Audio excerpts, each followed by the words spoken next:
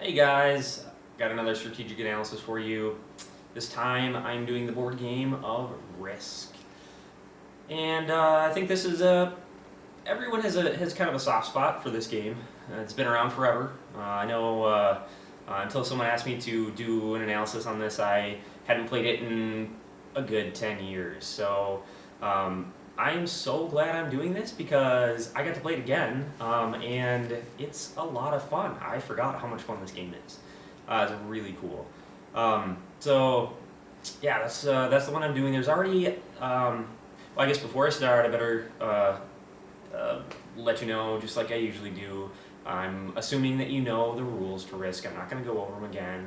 I'm not going to do a tutorial or a review. This is strictly strategy. We're going to talk about how to beat your opponents at the game of Risk. So there's that. But yeah, there's already a lot of information out there on this game because it's been around for so long. It's so popular and has been for a long time. So there's a lot out there. So I'm just going to cover some of the things that I find most important in this game, the key strategies to winning. There's a lot of stuff, a lot of information out there. If you want more, do some Googling, check out, there's tons of YouTube videos about it too. So yeah, this is just going to go over the basics. Another thing you should know, they keep changing the rules of Risk. And the last update at the time of this video was the 2010 update. There are 2010 rules, so that's what I'm going to use. I mean, they're the newest ones. I'm going to go with the standard 3 to 5 player rules. There's a 2-player variation too, and a 6 too. But yeah, I'm just going to go with the standard rules. And you can check out if you go to theforbiddenlimb.com. That's my blog. You can get the text and image version of this, and that will also have the 2010 rules, a link to them. Hasbro has them out on their website. So I think that's all we need to do to get started. We'll jump right into the strategy now. So the first thing up to talk about are the goals that you will have. You'll have to make, and one of those goals is just a strict territory count. So it's pretty obvious you want a lot of territories because, as you can see in this table here, you get additional armies based on the number of territories that you control. So not only do you want as many territories as you can to jump up to the next kind of tier here, you also want to keep your opponents on the lower tiers. So one example where this comes into play would be, say it's your turn, you've got yellow going next, and yellow has 15 territories currently.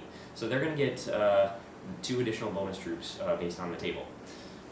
If you can take over one of their territories and bring them down to 14, then they get 1 less troop for their turn. So they get down to the next tier, and yeah, it's just 1 troop, but these are the kinds of decisions that will give you an edge in the game, and something to keep in mind throughout the game and every game. Take a look at the territory count and try to bring people down to the next lowest tier if you can. So yeah, so that's good.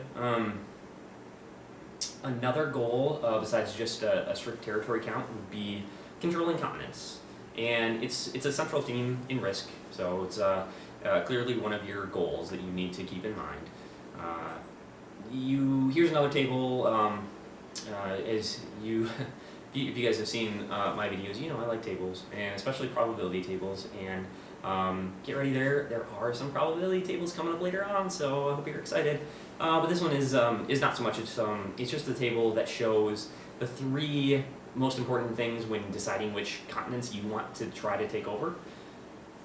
So the 3 keys here are the number of territories that you're going to have to take over and defend to keep that continent. So yeah, that's important. Another one is the points that it's worth. So for instance, Asia is worth 7 points if you can control it, and you're controlling it at the beginning of your turn. So the other thing that is important are the choke points. So yeah, here's a table of those 3, so you can take a look at each of the continents and the values for each of these. So yeah, this should really help you make a decision on where to go. So like for example, Australia, there's only 4 territories, so that's not too many to take over. It's pretty easy. Um, there's only one choke point, so there's one country that you or territory that you really need to put troops on to defend. And the rest of the territories can just have one little guy on to defend them, and nobody will be able to touch them. It is only worth 2 points, so it's not that many points, but the fact that it's so easy to defend makes it incredibly valuable. You know, getting those, once you get Australia, there should be pretty much no reason you should ever lose it. It's just so easy to defend. So, yeah, just keep getting those 2 points every turn. Whereas a continent such as South America, that also only has 4 territories, but it has, and it's worth 2 points, but it has 2 choke points. So you have to have a bunch of troops on 2 different territories now in order to defend it. So, I mean, obviously, if you were to weigh those, the pros and cons of each of those, Australia is going to win every time. It's so much better. So yeah. So yeah. So if we're still talking about choke points, let's keep talking about that a little bit. So yeah, those are important. Also, if you're trying to control a continent, you want to pile like early to mid game at least 10 troops on each of your choke points to deter your opponents from attacking them. So yeah, I mean they might have a big army of like 18 troops and they're just gonna march in and take it from you, but there's not a whole lot you can do about that. But you know, like a good stack of 10 troops is going to defend most armies from moving in the early to mid game. 10 will not be enough late game. Later in the game, if people are getting more troops, that won't stand up to them. So keep increasing that, but it's just kind of a good general number to work towards, at least early on. Okay, yeah. So also kind of on choke points. So yeah, pile your guys up on those choke points. But then, what's really really cool is if you can move those choke points over into the adjacent continent. So we're talking about South America again. You have Brazil, and that's one of your choke points. If you can move that over to North Africa, then you move your choke point over into their continent. So you still pile your troops up on that North Africa territory, and then you're still defending your continent, but you're also invading Africa. So whoever's trying to get Africa is going to have to go through your pile of troops to get it. So it's pretty sweet for both defending your continent and attacking another one, and keeping it out of the hands of one of your opponents. So same thing would happen with Central America too, on the north side. So you can move your choke point up to Central America and do the same thing. So you've got you're invading now North America. You're keeping them from getting that continent and still defending yours. So that's a key strategy in Risk. Very important. So yeah, make sure you have that up your sleeve.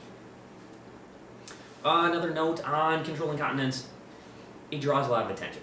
It is super good, but you just have to know that it's gonna draw a lot of attention. So when you think you're gonna hold one through your turn, well, for one thing, if you get a continent on your turn, everyone is gonna want to take that from you.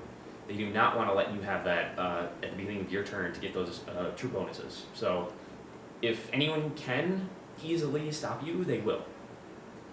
Especially in like digital versions, if you're playing against AIs, some of the computer, tablets, mobile versions of the game, the AIs seem to go crazy when you take over a continent. So, but yeah, we don't really care about the digital versions. We like tabletop games.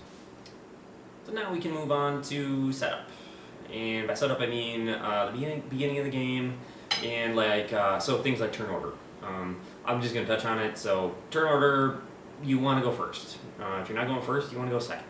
Not going second, you want to go third, because the higher up in the order you are, the more control over really the whole rest of the game you're going to have. The further down you are in the turn order, the more decisions that are made for you, and you're kind of left with the scraps sometimes. So that's well, I mean, yeah, there's nothing you can really do about turn order. It's random. So that's all I'm gonna say about that. Just yeah, okay. So also in kind of the setup is initial placement. So you're gonna have to place your troops, and so we just went over the goals. So make your goals early on. Say, I'm gonna go after Australia, and try to get your troops. Hopefully you get. So there's a couple different ways to place troops. You either draw cards and it's random, or you actually get to choose. And actually, the standard rules that we're going to be using, you get to place them. So you just take turns placing troops. So you want to maybe decide on a goal. I'm going to take Australia. I'm going to keep it. Then I'm going to move into Africa, and try to take and hold that. And that'll be your goal early on. But then as people place troops, somebody might just go crazy and place troops all over Australia and Asia and Africa, and you're gonna have to change your plan. So definitely do not just stick to your guns, your first plans. You're gonna have to see what your opponents are gonna give you, and adapt your plans accordingly. So keep your goals in mind, but especially during placement, continue to change them. Then once you have placement taken care of, then you can kind of have a goal for your early game, and hopefully you're successful, and you can take over a continent, keep it. So pile a bunch of troops on your choke points, keep it, slowly move out. But I'm going to talk about that kind of stuff a little bit later in the video. But then, so you're also early on, you're gonna place troops. You're gonna try to put them near where you're trying to take over, but you're also gonna have some kind of just spread out across the rest of the world. So use them to just mess with your opponents. If you got a couple troops out there, you can hopefully attack some of their territories that are crucial to them keeping their continents, and maybe even pile some extra troops out there if they're really trying to take over one of the continents that you have troops on. So fairly self-explanatory, but yeah, that's it. So now move on to the fun segment all about attacking. So the first rule of attacking is that you should try to take over one territory per turn, and that's pretty obvious because then you get a card, and cards are awesome. And in past versions of the rules, they have been even more awesome. If you remember, they had like a infantry, cavalry, cannon, and if you got 3 of any one type of those, or one of each, you just get a ton of troops, and you can play where that increases as the game goes on.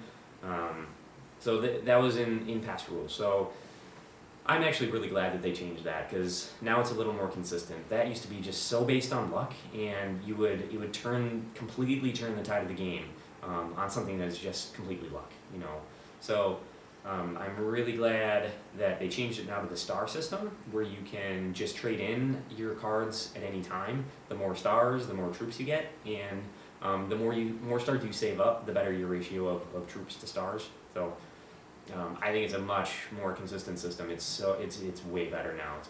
This makes it more, well, I don't know about better, but it's more strategic. So I like it. I like it a lot better. But anyway, another rule, I guess, for attacking, I guess not really a rule, but something I mentioned earlier, where you look at the bonus troop table, and then you try to bring your opponent down a tier, so from like 15 territories to 14, so that they get one less troop when their turn comes around. So that's another thing about attacking.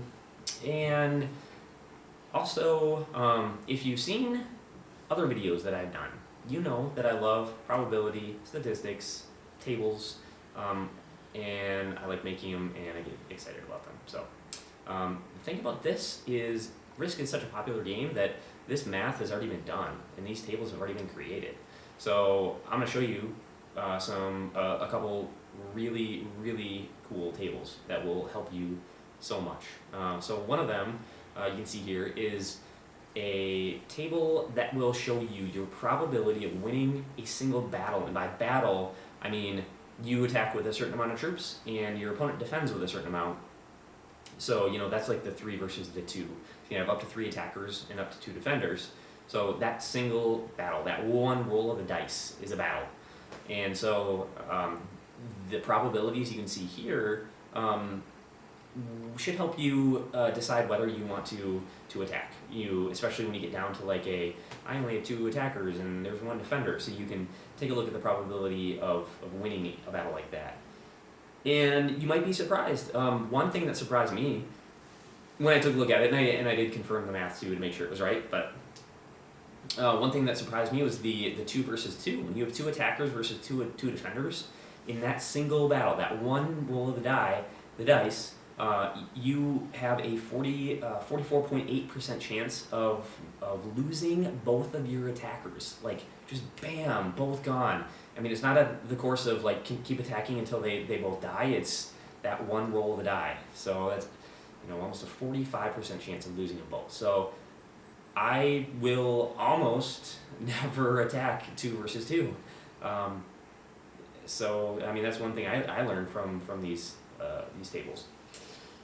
So yeah, those are cool. That table. Another really cool table is one that will tell you the percent chance of winning when you have a certain amount of attackers versus a certain amount of defenders.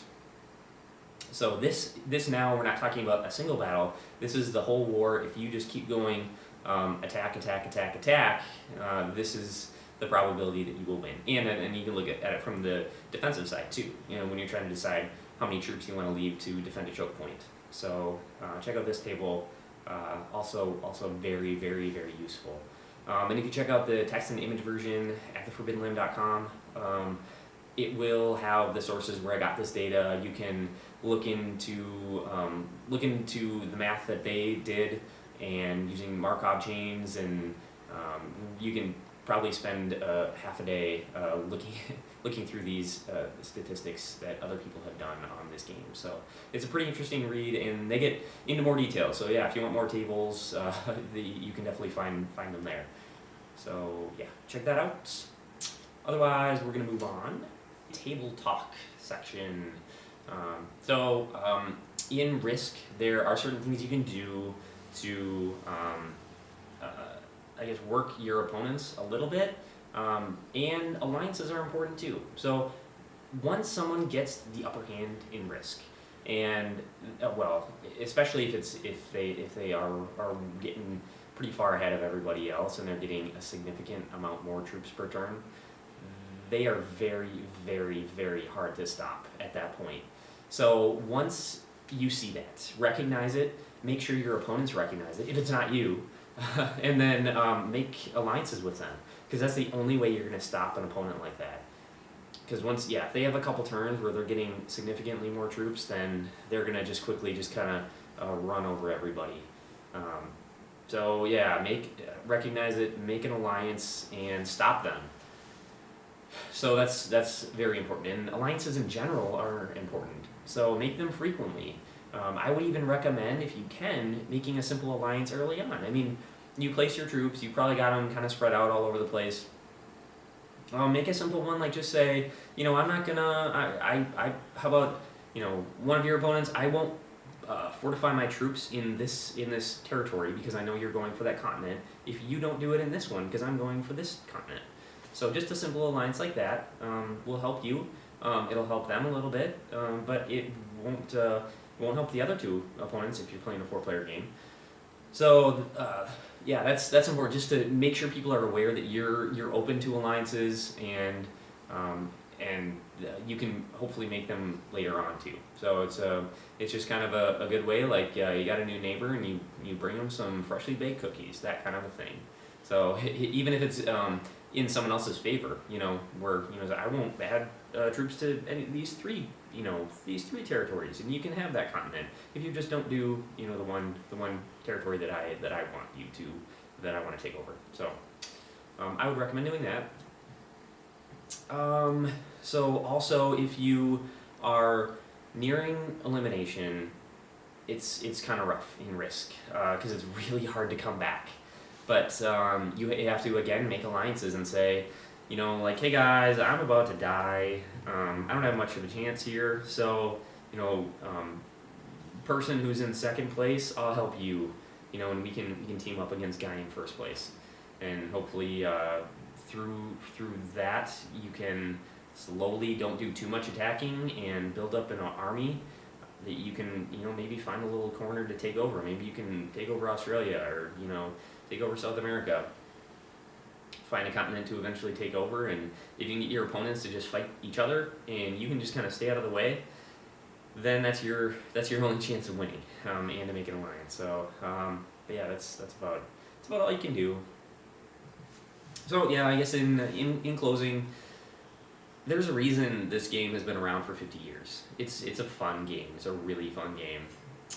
It it has an interesting social dynamic though, that it can destroy friendships, because it's when someone does get that upper hand and they just steamroll through everybody else, you just feel so hopeless sometimes if you don't make those alliances with everybody else who's in the process of being steamrolled. You just feel so helpless. They just slowly, really not even that slowly, they quickly just take over the world, and there's really not much you can do about it. So it's you don't want to play this game with people who are poor losers or poor winners, because there's enough about this game that will make you feel like crap if you're losing, and make you feel actually kind of bad about winning sometimes too. So yeah, I would say that. But it is a great game. I'm so glad I started playing it again. And now that this analysis is over, this won't be the last time I play Risk, because it is a really fun game. So I hope you guys enjoyed this video. There will be many more. Go to the forbiddenlimb.com, check out the text and the image, get details about the sources of the data, and some more tables and interesting stuff there. Yeah, post in the comments about any games you want me to do, and yeah, otherwise, I guess that is it. So I'll see you guys next time.